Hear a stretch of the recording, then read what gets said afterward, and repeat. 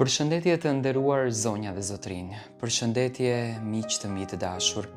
Ja ku po ritakohemi sërish me mua Tirona Lilin, pikërisht këtu në kanalin Rrëfime Jete, për të ndarë me ju një letër. Do të ndaj me ju një letër të pazakont, nga këto letra që unë me të vërtet i urej, nga këto letra që unë me të vërtet nuk i dua, nga këto letra që unë me të vërtet nuk dua që edhe të ekzistojnë. E din cila është pyetja ime? Ku e merr guximin një baba? Ku e merr guximin një gjyshe? Ku e merr guximin një familjar që të ndaloj nënën për t'i takuar fëmijët e saj? Dhe kjo është absurde, realisht. Dhe kjo letër që të dëgjoni pikërisht këtë tregon. Nuk e di nga t'ja filloj, thot. Ka net kur i zgjuar deri në mëngjes dhe shikoj fotografitë e fëmijëve të mi. I zmadhoj me gishta në telefon, vetëm që t'ju a shoh fytyrën më qartë. Ndonjëherë ndalem edhe tek buzëqeshja e vajzës time. Ndonjëherë tek sytë e djalit tim. Dhe qaj në heshtje që të mos të më dëgjoj askush. Jam nën, por prej 2 vitesh jetoj sikur nuk ekzistoj për fëmijët e mi.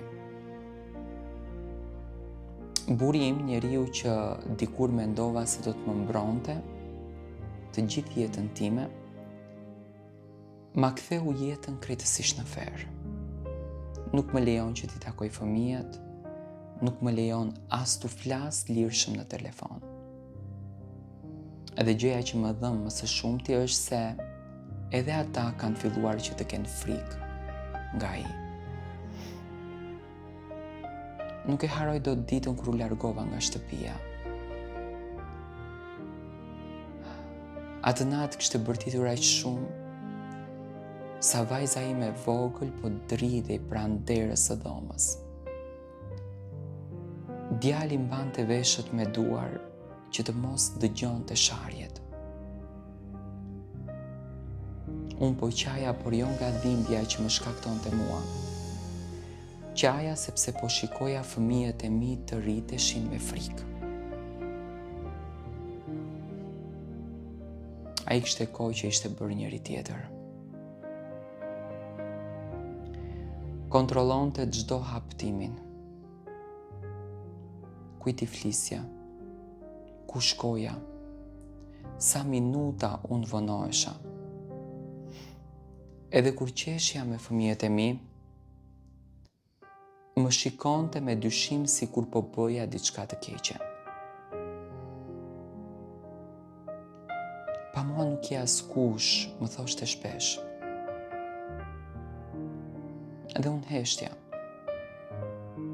Jo sepse nuk kisha se çfarë të thosha, por sepse kisha frikë se mos fëmijët dëgjonin zënkat. Kam duruar shumë, kam duruar net pa gjumë, ofendime, ulërima, dyer që përplaseshin. Kam duruar vetëm që fëmijët të mos rriteshin pa familje. Por një ditë kuptova se ata po shkatroheshin duke jetuar mes nesh. Dhe atë mbrëmje djali më pyet. Mami, pse të urem babi? Mu thye zemra. Një fëmijë nuk duhet ta bëj kurrë atë pyetje. Edhe pikërisht atëherë vendosa që të largohem. Mendova se ndoshta largësia do ta qetësonte situatën. Mendova se të paktën do të më linte të isha nën për fëmijët e mi. Por jo. Kur ika nga shtëpia, ai filloi t'i kthente fëmijët, t'i kthente kundër meje. U thoshte se i braktisa, se nuk i doja, se zgjodha jetën time para tyre. Zoti e di sa kam qarë. Kur dëgjova vajzën time në telefon të më thoshte, mami, babi tha të mos besoj më. Ajo qante ndërsa fliste dhe unë po vdisja nga brënda. Kam provuar çdo mënyrë për t'i parë. Shkoja pranë shkollës së tyre vetëm që t'i shihja nga larg. Rija fshehur pas pemëve si e huaj. Prisja me orë vetëm që të dilni në obor. Dhe kur i shikoja, zemra më rihte aq fort sa më merrej fryma. Një ditë vajza më pa nga larg. Më njohu me njëherë, bëri 2 hapa drejt meje, pastaj ndaloi. E ktheu kokën herë majtas dhe herë djathtas. Sikur e kontrollonte dikush, sikur e shikonte dikush. Ajo kishte frikë të vinte tek unë. E kuptoni çfarë do të thotë kjo për një nën?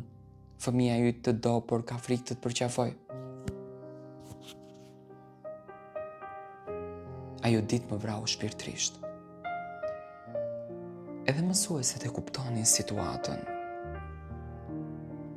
Njëra prej tyre një ditë më tha: "Fëmijët tuaj ju duan shumë, sidomos vajza pyet shpesh për ju."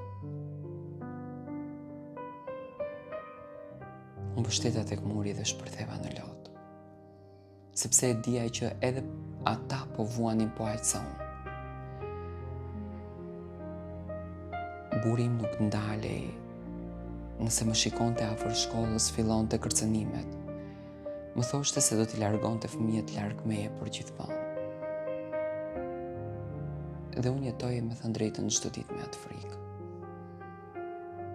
Netëve nuk fle. Mendoja kanë ngrënë, a janë sëmurë. A kanë nevojë për mua, sepse një nën e ndjen edhe nga larg kur fëmia e saj nuk është mirë. Kam ruajtur çdo vizatim që më kanë bërë. Një letër të vogël djali ma kishte fshehur në çantë vite më parë dhe shkruante: "Mami, mos u trishto, kur unë të rritem do të mbroj."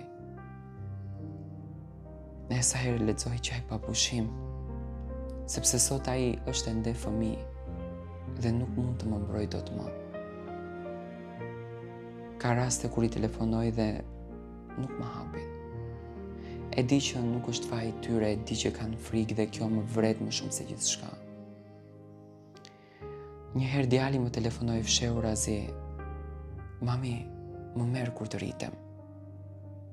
Nuk mundaj që të flisja, vetëm qaja. Ai më tha më merr vetëm se kam frikë kur bërtet papi. Aty e kuptova që feri ka kaluar. Tani atë që unë e kalova po kalon djali im. Kam ende shpresë, sepse një lidhje mes nënës dhe fëmijës nuk shohet kurrë. Mund ta ndajnë me mure, me frikë, me gënjeshtra, por zemrat tona e njohin njëra tjetrën. Dhe nëse një ditë fëmijët e mia dëgjojnë këtë rrëfim, dua t'ju them vetëm diçka. Mami nuk ju braktisi kurrë. Mami ju ka dashur çdo sekondë. Edhe kur ju shikoja vetëm nga larg, zemra ime ishte pranë jush. Do të vi dita kur do t'ju përqafoj pa frikë, dhe atë ditë nuk do t'ju lëshoj kurrë më.